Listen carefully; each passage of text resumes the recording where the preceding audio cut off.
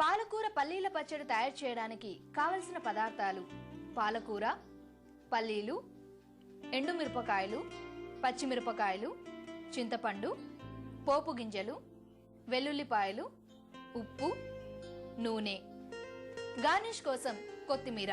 పాలకూర పల్లీల పచ్చడి తయారు చేసుకునే విధానం: ముందుగా స్టవ్ మీద బాండి పెట్టి వేడెక్కాక అరకప్పు పల్లీలు వేసి ఎర్రగా వేయించి ఒక బౌల్లోకి తీసుకోవాలి. ఇప్పుడు అదే బాండీలో 2 టీ స్పూన్ల నూనె వేసి కాగాక శనగపప్పు, మినప్పప్పు, జీలకర్ర, ఆవాలు వేసి వేయించి అవి కూడా బౌల్లోకి తీసుకోవాలి. ఆ తర్వాత అదే బాండీలో ఎండుమిర్చి, పచ్చిమిర్చి వేరువేరుగా వేయించి ప్లేట్లోకి తీసుకోవాలి. ఇప్పుడు చివరగా ఒక కట్ట పాలకూరను వేసి వేయించి ప్లేట్లోకి తీసుకోవాలి.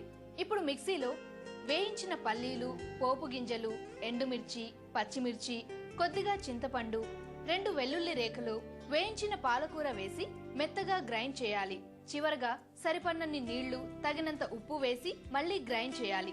ఇలా రెడీ అయిన పచ్చడిని ఒక బౌల్లోకి తీసుకుని దీనిపై వేయించిన పల్లీలు, పోపు దినుసులు, ఎండుమిర్చి, పచ్చిమిర్చి, కొత్తిమీర చల్లుకోవాలి. అంతే, పాలకూర పల్లీల పచ్చడి రెడీ.